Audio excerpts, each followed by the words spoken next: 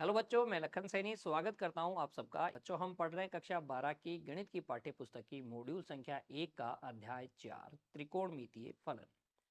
आज भाग 2 में बच्चों हम चर्चा करेंगे त्रिकोणमितीय फलनों के गुणन का योग के रूप में रूपांतरण और बच्चों उसका विलोम अर्थात त्रिकोणमितीय फलनों के योग को गुणन के रूप में बदलना।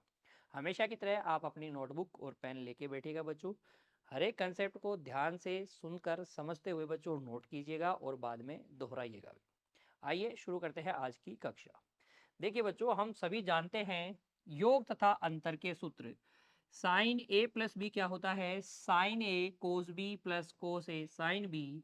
साइन ए माइनस बी क्या होता है? Sine A cos B minus cos A sine B. Cos A plus B का सूत्र क्या है? कोस ए कोस बी माइनस साइन ए साइन बी। और कोस ए माइनस बी क्या होता है? कोस ए कोस बी प्लस साइन ए साइन बी होता है। योग अथवा अंतर के ये सूत्र है बच्चों। कौन से सूत्र है? योग अथवा अंतर के सूत्र के नाम से हम इन्हें जानते हैं। और आज की कक्षा में हमें चर्चा करनी है त्रिकोणमितीय फलनों के गुणन को योग के रूप में कैसे बदला जाता है और योग को गुणन के रूप में कैसा बदला जाता है बच्चों। ठीक है, देखिएगा, हमें पता है, क्योंकि हमें ये पता है कि साइन ए प्लस बी क्या होता है? साइन ए प्लस बी होता है साइन ए कोस बी प्लस कोस ए साइन बी, है ना। इसे कह दीजिए समीकरण संख्या 1। तथा बच्चों आपको ये भी पता है, तथा साइन ए माइनस बी भी हमें पता है। साइन ए माइनस बी क्या होता है? ये होता है साइन ए कोस बी माइनस कोस ए साइन बी। इसे कह दीजिए समीकरण संख्या 2। ये योग अथवा अंतर साइन के लिए फॉर्मूला हमें पता है बच्चों। अब यदि मैं समीकरण 1 और समीकरण 2 को जोड़ूं, समीकरण 1 प्लस समीकरण 2 करूं बच्चों में, तो समीकरण 1 प्लस समीकरण 2 से देखिए एलएचएस में तो आपको क्या मिलेगा? एलएचएस में तो आपको मिलेगा साइन ए प्लस बी प्लस साइन ए माइनस बी। साइन ए प्लस बी प्लस साइन ए माइनस बी आपको मिलेगा। और आरएचएस में देखिए आपको क्या मिलेगा? साइन ए कोस बी। साइन ए कोस बी कितना हो जाएगा? 2 साइन ए कोस बी हो जाएगा। और ये कोस ए साइन बी और ये माइनस में कोस ए साइन बी क्या हो जाएगा? कैंसिल हो जाएगा। अतः बच्चों आप कह सकते हैं, अतः हम कह सकते हैं कि 2 साइन ए गुणा कोस ए साइन ए गुणा कोस बी बच्चों, कोस बी बराबर क्या हो जाएगा? बराबर होगा साइन ए प्लस बी प्लस साइन ए माइनस बी। ध्यान से देखिएगा बच्चों, यहाँ एलएचएस में 2 क्या है? त्रिकोणमितीय फलनों का गुणन है। और यहाँ क्या है? त्रिकोणमितीय फलनों का योग। तो गुणन को मैंने किसके रूप में व्यक्त कर दिया? योग के रूप में व्यक्त कर दिया। कैसे? जो योग अथवा अंतर के सूत्र थे उनको मैंने जोड़ा, तो मेरे पास गुणा किसके रूप में आ गया? योग के रूप में आ गया। ठीक है ना। इसी प्रकार से अगर मैं समीकरण 1 में से समीकरण 2 को घटाता बच्चों, तो देखिए क्या मिलता। अब देखिए, अब यदि हम क्या करते, समीकरण समीकरण 1 माइनस समीकरण 2 करते, तो समीकरण 1 माइनस समीकरण 2 से एलएचएस में तो आपको क्या मिलता बच्चों? साइन ए प्लस बी माइनस साइन ए माइनस बी मिलता। और आरएचएस में देखिए अगर आप घटाते तो इसमें से ये घट जाता। ठीक है। और ये माइनस माइनस, ये तो ये माइनस माइनस क्या हो जाता बच्चों? प्लस हो जाता ना। घटाने पर ये चिन्ह चेंज हो जाता। तो कोस ए साइन बी कितनी बार आपको मिल जाता? 2 बार मिल जाता। तो ये आपको मिल जाता 2 कोस ए साइन बी। अतः आप कहते बच्चों, अतः हम कह सकते थे कि 2 कोस ए गुणा साइन बी बराबर होता है साइन ए प्लस बी माइनस साइन ए माइनस बी। तो ये त्रिकोणमितीय फलनों का गुणन त्रिकोणमितीय फलनों के अंतर के रूप में आपने क्या कर दिया, व्यक्त कर दिया। इस तरीके से आप गुणन को अंतर के रूप में व्यक्त कर सकते हैं बच्चों। ये तो हुई साइन की बात। अगर बच्चों हम बात करें कोस वालों की, कोस ए प्लस बी और कोस ए माइनस बी के फॉर्मूले भी हमारे पास हैं। तो यहां से देखिए देखिए क्योंकि हमें पता है कोस ए प्लस बी बराबर क्या होता है, कोस ए कोस बी माइनस साइन ए साइन बी होता है। इसे समीकरण 3 कह दीजिए, इसे कह दीजिए समीकरण 3। तथा बच्चों कोस ए माइनस बी क्या होता है, कोस ए माइनस बी होता है हमारे पास कोस ए कोस बी प्लस साइन ए साइन बी। इसे कह दीजिए समीकरण संख्या 4, इसे कह दीजिए समीकरण संख्या 4। फिर देखिए बच्चों, अगर यदि हम क्या करें, समीकरण समीकरण 3 और समीकरण 4 को जोड़े, समीकरण 4 को जोड़े तो जोड़ने से देखिए आपको क्या मिलेगा।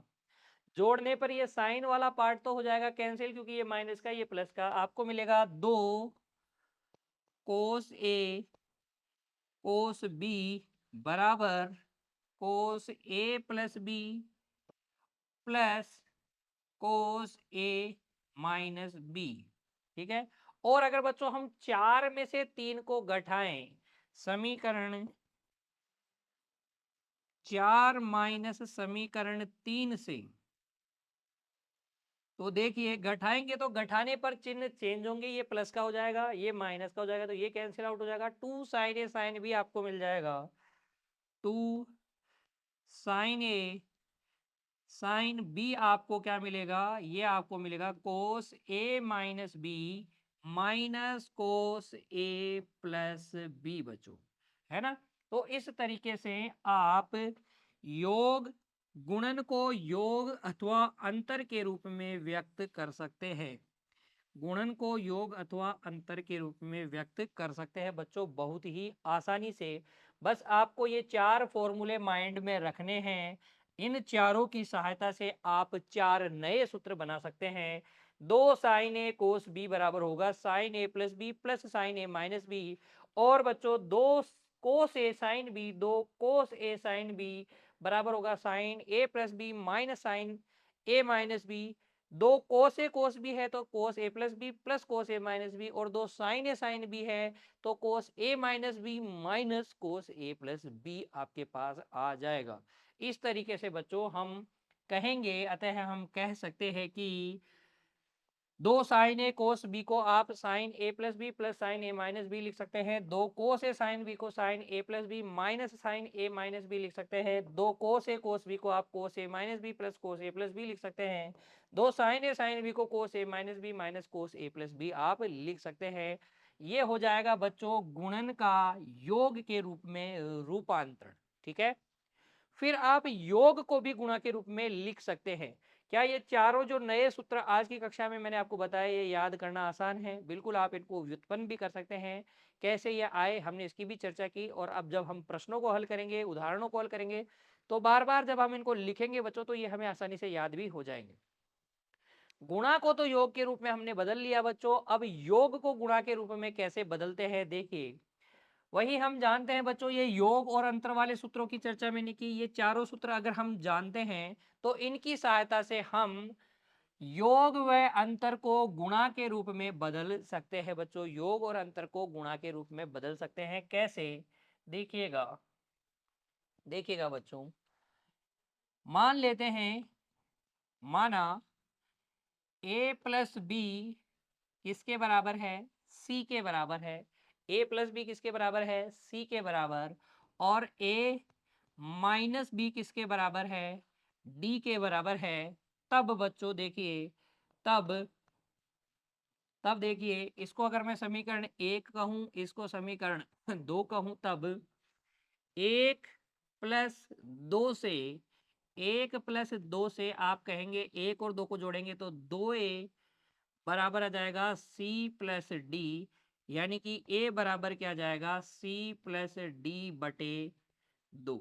a बराबर क्या आ जाएगा c प्लस डी बटे 2 आ जाएगा।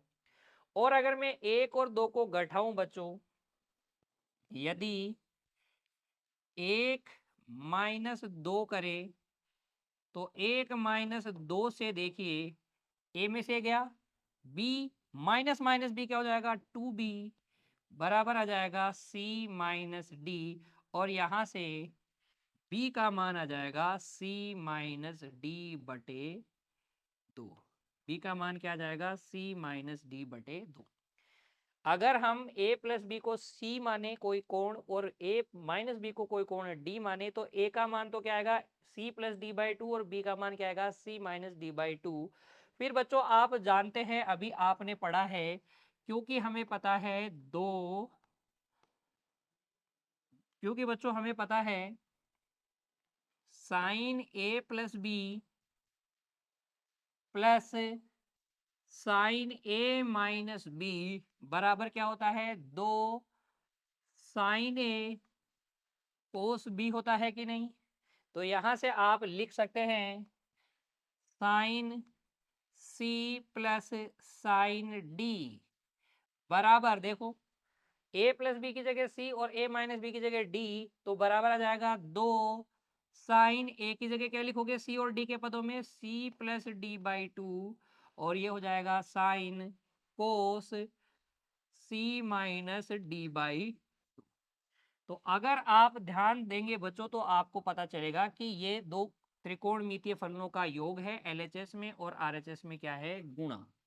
ये योग को बच्चों हमने किस में बदल दिया, गुणन के रूप में रूपांतरण कर दिया।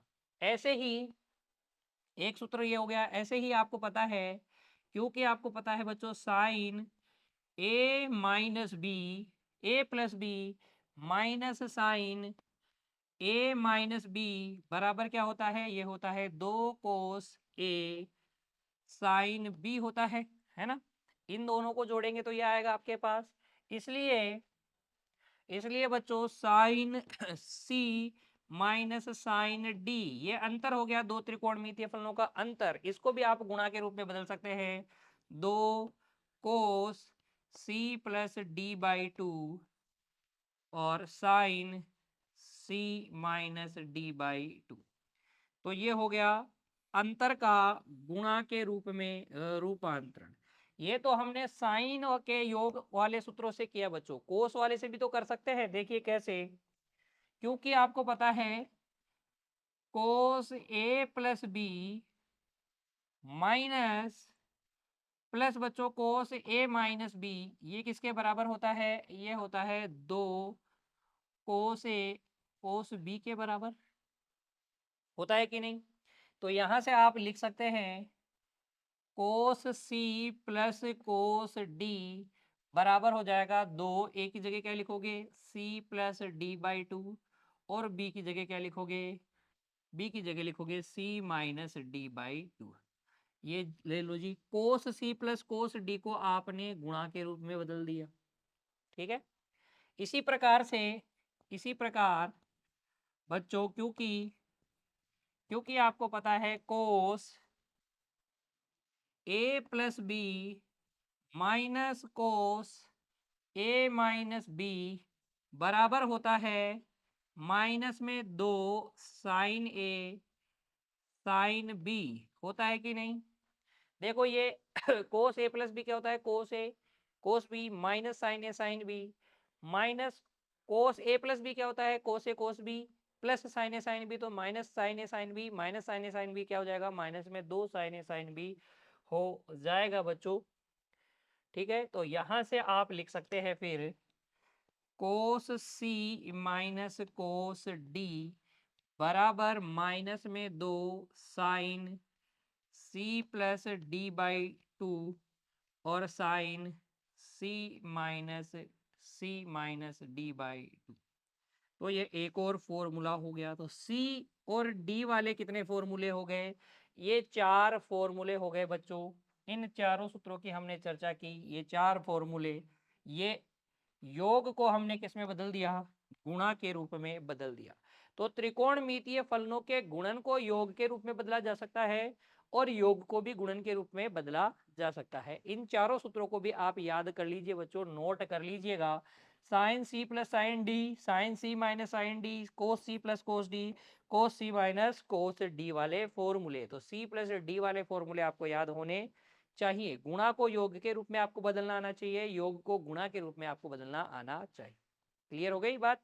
चलिए तो फिर अब हम बच्चों हल करेंगे हमारी पाठ्य पुस्तक के उदाहरण और समझने का प्रयास करेंगे कि किस प्रकार के प्रश्न हमसे पूछे जाएंगे इस कंसेप्ट पर आधारित। देखिए, उससे पहले बच्चों योग व अंतर के कुछ और सूत्रों की अगर हम चर्चा करें तो साइन ए प्लस बी गुणा साइन ए माइनस बी क्या होता है? Sine A square, sine square A minus sine square B, या इसे आप बदल सकते हैं cos square B minus cos square A के रूप में। साइन ए प्लस बी, साइन ए माइनस बी, तो देखो दोनों साइन है तो यहाँ पर भी क्या आएगा? दोनों साइन ही आएंगे या दोनों कोस आएंगे बच्चों। Sign square A minus sine square B, इसको आप साइन स्क्वायर ए को जो सर्व समीकरण है हमारी sine square theta plus cos square theta वाली, वहां से बदलेंगे तो ये बदल जाएगा cos square B minus cos square A में। ऐसे ही अगर दोनों डिब्बे कोस वाले हैं, cos A plus B, cos A minus B है बच्चों, तो यहाँ पर cos square A minus sine square B में ये बदल जाता है, ये इसके बराबर होता है cos square B minus sine square A. तो ये दोनों सूत्र आप अलग से याद रखेंगे, ये भी बहुत महत्वपूर्ण सूत्र है बच्चों। ठीक है, योग का गुणन के रूप में रूपांतरण, गुणन का योग के रूपांतरण, और बच्चों ये योग अथवा अंतर के गुणन, योग अथवा अंतर के गुणन वाले ये दो सूत्र आपको अच्छे से याद रखने हैं। चलिए तो बढ़ते हैं आगे और हल करते हैं हमारी पाठ्य पुस्तक की उदाहरण संख्या 4 को। देखिए, उदाहरण संख्या 4, निम्नलिखित गुणनों को योग व अंतर के रूप में व्यक्त कीजिए। गुणन दिए गए हैं जिनको योग और अंतर के रूप में व्यक्त करना है। यहाँ पर आपको दे रखा है 2 साइन 3 थीटा कोस 2 थीटा। तो देखिए अभी बदल देते हैं, ये दिया गया है 2 साइन 3 थीटा कोस 2 थीटा, और इसकी शकल किससे मिल रही है बच्चों? इसकी शकल मिल रही है 2 साइन ए कोस बी से, और 2 साइन ए कोस बी किसके बराबर होता है? ये होता है साइन ए प्लस बी प्लस साइन ए माइनस बी के बराबर। इसलिए बच्चों 2 साइन ए की जगह 3 थीटा भर लो और बी की जगह 2 थीटा भर लो, तो ये हो जाएगा sine 2 theta plus 3 theta, 3 theta plus 2 theta plus sine 3 theta minus 2 theta. तो ये आ जाएगा आपके पास sine 5 theta plus sine theta. तो ये गुणन जो है बच्चों किसके रूप में आ गया? योग के रूप में आ गया है। अगला भाग देखिए इसी का, कोस 6 थीटा कोस 2 थीटा। तो गुणन वाले जितने भी सूत्र थे उनमें दो था कि नहीं? इसमें तो दो है नहीं, तो दो लगाएंगे बच्चों। कैसे लगाएंगे? देखो, मैं क्या करता हूं, इस पे दो लगाने के लिए 1/2 भी लगा दूंगा, है ना? इसको मैं ऐसे सोच सकता हूं ना? सोच सकते हैं कि नहीं? 2 से 2 कट जाएगा, बात वही रहेगी। अब यहां से आपको मिल गया 2 कोस ए कोस बी, और 2 कोस ए कोस बी क्या होता है बच्चों? ये होता है कोस A plus B plus cos A minus B. इसलिए ये बराबर हो जाएगा 1/2 कोस ए प्लस बी, यानी कि 6 थीटा प्लस थीटा कितना हो जाएगा? 7 theta, plus cos A minus B, 6 theta में से थीटा गया तो 5 थीटा। तो ये जो गुणन था बच्चों किसके रूप में आ गया? योग के रूप में आ गया है। ठीक है, चलिए आगे। यहाँ पर देखिए साइन 5π/12 और साइन π/12 गुणन के रूप में दे रखा है। हमें योग के रूप में या अंतर के रूप में बदलना है, तो उसके लिए हमें क्या चाहिए? 2 चाहिए बच्चों। सारे सूत्र योग को हम जब गुणन को जब हम योग के रूप में बदल रहे थे तो सभी के आगे क्या था? 2 था। तो यहाँ पर देखिए 2 लगाने का तरीका अभी मैंने आपको बताया। ये जो है ना साइन 5π/12 और साइन पाई बाई 12, इसमें 2 नहीं है तो 2 लगाएंगे। 2 लगाएंगे तो हमें बाहर 1/2 से गुणा भी करना पड़ेगा। ठीक है ना। इस तरीके से आप इसको फॉर्मूले के रूप में बदल सकते हैं। तो यह आ जाएगा 2 साइन ए साइन बी के रूप में। 2 साइन ए साइन बी क्या होता है, ये होता है बच्चों कोस A minus B minus cos A plus B होता है कि नहीं। तो यहाँ से ये आ जाएगा आपके पास 1/2। कोस ए माइनस बी 5 पाई/12 में से पाई/12 गया तो क्या बचेगा, कोस 5 में से 1 गया तो 4/12 कितना होता है, 1/3 हो जाएगा। तो ये पाई/3 कोस पाई/3 माइनस जोड़ेंगे तो 6 पाई/12 कितना हो जाएगा, पाई/2 कोस पाई/2 हो जाएगा। तो ये हो गया बच्चों अंतर के रूप में व्यक्त। चाहे तो आप इनके मान रख दीजिए, मान भी रख सकते हैं बच्चों, लेकिन हमें क्या करना है, हमें तो योग अथवा अंतर के रूप में व्यक्त करना है, तो हम अंतर के रूप में व्यक्त करके छोड़ देंगे, यहाँ मान रखने की कोई जरूरत नहीं है। चलिए फिर आगे बच्चों, उदाहरण संख्या 5 को यहाँ हमें कहा गया है कि निम्नलिखित योग को गुणन के रूप में व्यक्त कीजिए। योग दिया गया है, उसे हमें गुणन के रूप में व्यक्त करना है।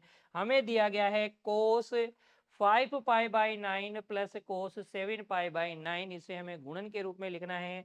तो क्या इसकी शकल कोस सी प्लस कोस डी से मिल रही है क्या।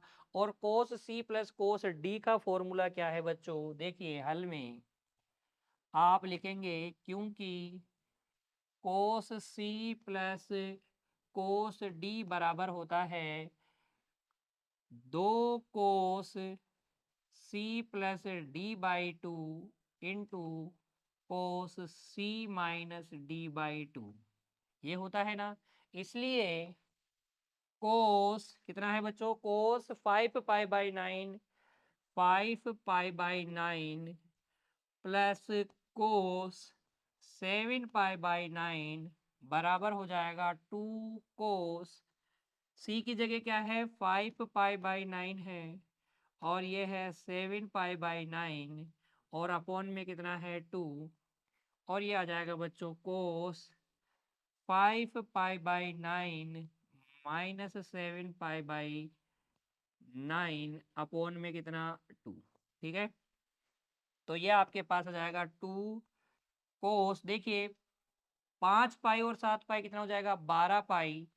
तो 12 पाई, ये बटे वाला 9 2 से गुणा हो जाएगा तो बटे में 18, और ये कोस माइनस 2 पाई बटे में कितना 18, इसे आप लिख सकते हैं 2 कोस, देखिए 6 से काटेंगे तो 6 दूनी 12 6 3 18, 2 पाई/3 और कोस माइनस पाई/9। कोस माइनस थीटा क्या होता है, कोस थीटा ही होता है।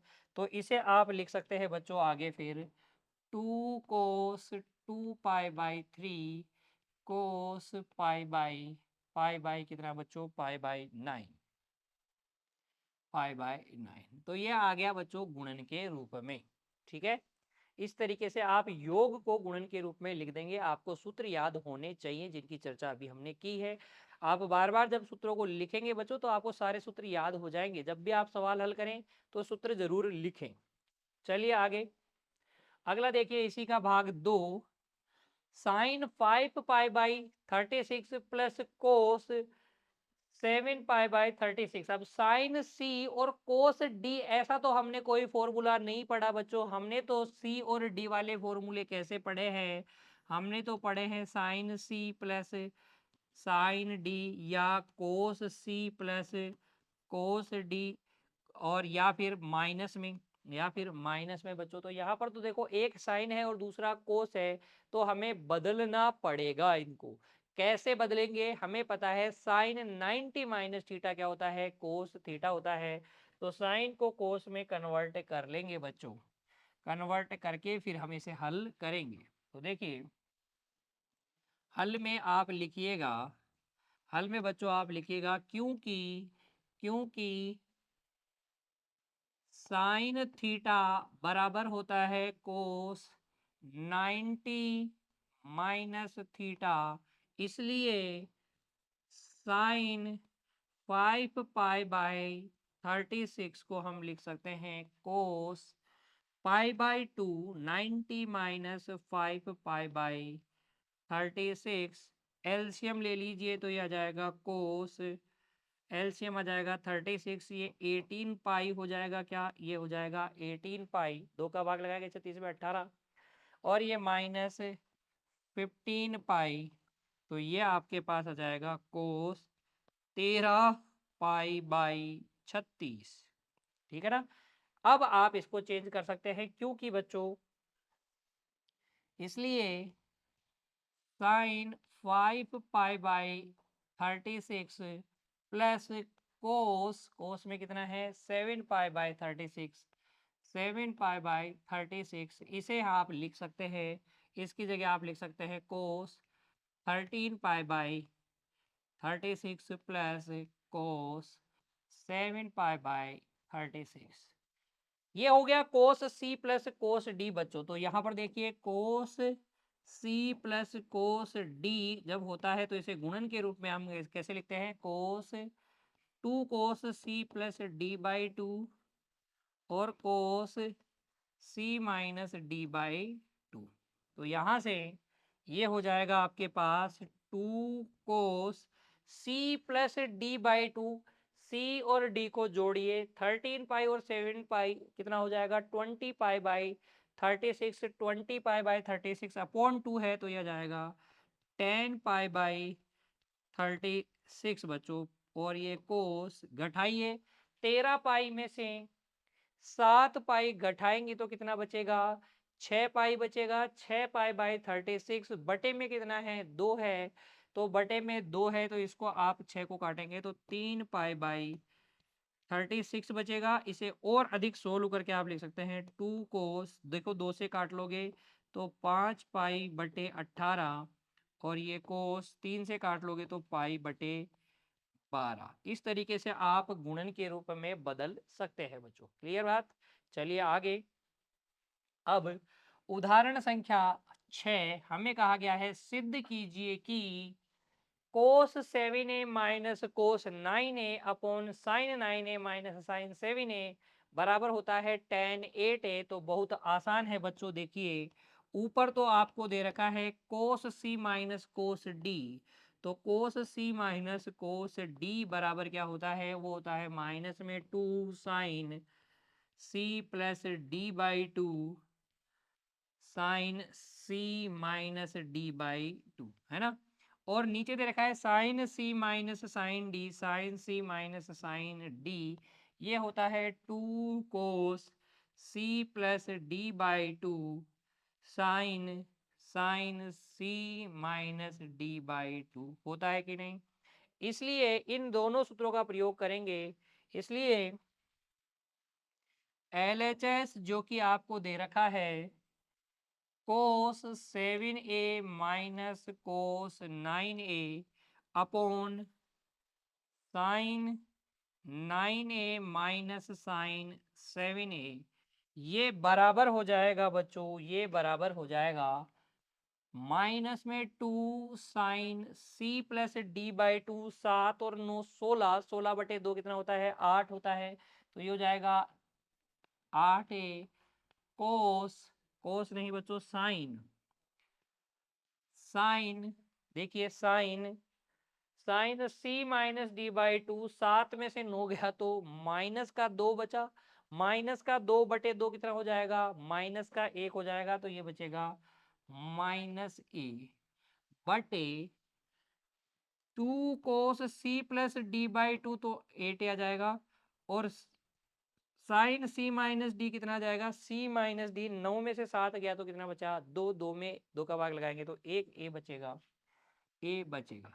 साइन माइनस थीटा क्या होता है बच्चों, माइनस साइन थीटा होता है, तो ये माइनस और ये माइनस प्लस हो जाएगा, तो 2 साइन 8a साइन ए आ जाएगा, और ये आ जाएगा 2 कोस 8a साइन ए।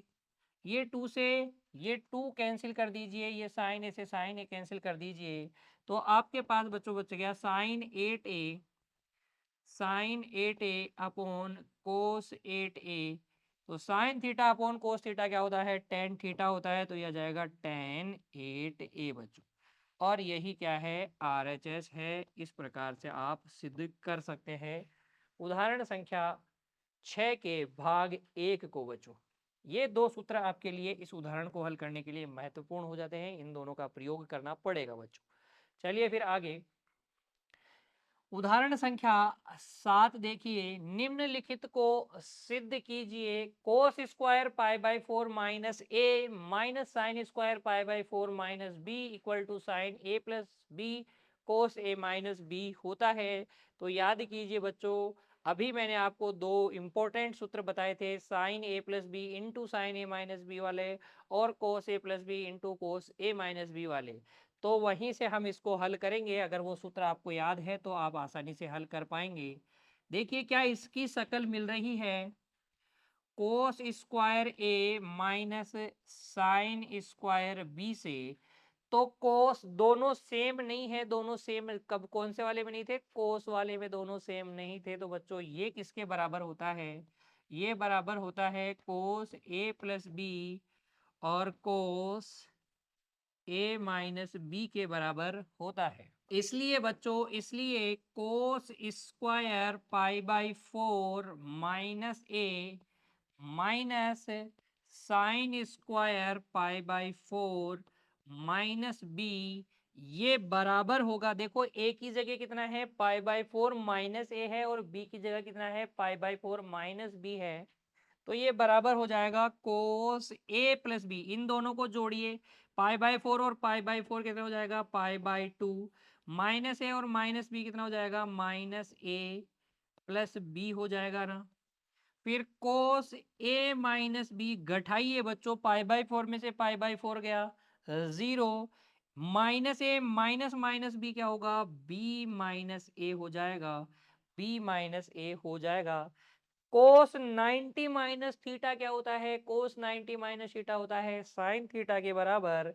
तो ये आ जाएगा बच्चों आपके पास साइन ए प्लस बी, और ये आ जाएगा कोस बी माइनस ए। क्योंकि बच्चों, क्योंकि कोस थीटा बराबर होता है कोस माइनस थीटा के, इसलिए इसको आप लिख सकते हो साइन ए प्लस बी, और कोस माइनस कॉमन ले लोगे तो भी कोई फर्क नहीं पड़ेगा, तो बी माइनस ए की जगह ए माइनस बी भी आप लिख सकते हैं। और यही क्या है, RHS है बच्चों। इस प्रकार से आप इसे सिद्ध कर दीजिएगा, इस प्रकार से आप इसे सिद्ध कर दीजिएगा, ठीक है ना। बहुत आसान है। कोस साइन ए प्लस बी बराबर क्या है, sine A plus B cos A minus बी तो है RHS में, तो ये हमारे पास आ गया आसानी से। बस आपको ये सूत्र याद होने चाहिए बच्चों। एक तो ये वाला सूत्र आपके लिए महत्वपूर्ण है। एक बच्चों मैंने आपको बताया था cos square B minus cos square A, ये किसके बराबर होता है, ये होता है साइन ए प्लस बी इंटू साइन ए माइनस बी के बराबर, ठीक है। कुछ और महत्वपूर्ण योग तथा अंतर के सूत्र मैंने आपको बताए थे ना, बस वहीं से आपको ये याद होना चाहिए था। चलिए फिर आगे इसी का भाग 2 देखिए। यहाँ पर sign square A minus sine square B बच्चों, इसकी शक्ल किससे मिल रही है, sign square A minus sine square B से। ए की जगह क्या है, pi by 8 plus A by 2, और बी की जगह क्या है, pi by 8 minus A by 2 है। ये बराबर सिद्ध करना है 1/√2 साइन ए के। तो देखिए हल में बच्चों, क्योंकि हमें पता है sign square A minus sine square B बराबर होता है साइन ए प्लस बी इंटू साइन ए माइनस बी के। इसलिए बच्चों साइन स्क्वायर ए की जगह कितना है, pi by 8 plus A by 2 है, ए बाई 2 है, माइनस साइन स्क्वायर बी की जगह कितना है, pi by 8 minus A by 2 है। तो ये बराबर हो जाएगा साइन ए प्लस बी के, जोड़िए पाई बाई 8 और पाई बाई 8 कितना हो जाएगा, पाई बाई 4 हो जाएगा। क्या 2 पाई बाई 8 का मतलब पाई बाई 4, ए बाई 2 और माइनस ए बाई 2 कितना हो जाएगा, 0 हो जाएगा, इंटू साइन ए माइनस बी, इसमें से उसको घटाएंगे तो पाई बाई 8 में से पाई बाई 8 गया 0, ए बाई 2 माइनस ए बाई 2 कितना हो जाएगा, a by two minus minus a by two हो जाएगा 2a/2 यानी कि a। तो देखिए साइन पाई बाई 4 का मान कितना होता है 1/√2 होता है। तो ये तो हो गया 1/√2 और ये कितना है साइन a है और यही क्या है बच्चों RHS है। इस तरीके से आप इसे सिद्ध कर दीजिएगा, है ना आसान। बस आप सूत्र याद कर लीजिए, इसी उदाहरण में आपको कोई दिक्कत नहीं आने वाली बच्चों, ठीक है। फिर देखिए बच्चों अगला सवाल, उदाहरण संख्या 8 हमें कहा गया है सिद्ध कीजिए कि cos π/9 cos 2π/9 cos π/3 cos 4π/9 बराबर होता है 1/16 के। तो यहाँ देखिए हल में LHS लिख लेते हैं। LHS बराबर क्या है cos π/9 cos 2π/9 cos π/3 और cos 4π/9 ये गुणा में दे रखा है। और गुणा में जब दिया होता है तो हम गुणन को किसके रूप में बदलते हैं योग के रूप में बदलते हैं। यहाँ देखिएगा बच्चों cos π/3 का मतलब cos 60 डिग्री और cos 60 डिग्री का मान कितना होता है 1/2 होता है। तो इसको मैं लिख सकता हूँ 1/2 cos π/9 cos 2π/9 और cos 4π/9। अब अगर आपको गुणन को योग के रूप में बदलना है तो जितने भी सूत्र है बच्चों उनमें क्या था 2 sin a cos b 2 cos a sin b 2 cos a cos b 2 sin a sin b ऐसे सूत्र थे ना। तो 2 होना चाहिए। तो 2 कैसे लगाते हैं बाहर 1/2 से गुणा करके लगाते हैं बच्चों। तो ध्यान दीजिएगा इसको मैं लिख सकता हूं फिर 1/2 से गुणा करूंगा तो 1/4 आ जाएगा। ये आ जाएगा 2 cos π/9 cos 2π/9 और ये बच्चों cos 4π/9 को मैंने रख दिया अलग। इन दोनों को साथ में ले लिया और cos 4π/9 को अलग रख दिया। अब यहां देखिए ये बन गया 2 cos a 2 cos a cos b जो कि होता है cos a plus b plus cos a minus b होता है। तो यहां से ये आ जाएगा बच्चों आपके पास 1/4 cos a प्लस बी π/9 और 2π/9 कितना हो जाएगा 3π/9। 3π/9 का मतलब हो गया π/3। ये बन जाएगा cos π/3 plus cos a minus B pi में से 2 पाई गया तो माइनस का पाई और cos माइनस थीटा तो थीटा ही होता है। तो ये आ जाएगा cos π/9 ही और ये आ जाएगा cos 4π/9 बच्चों।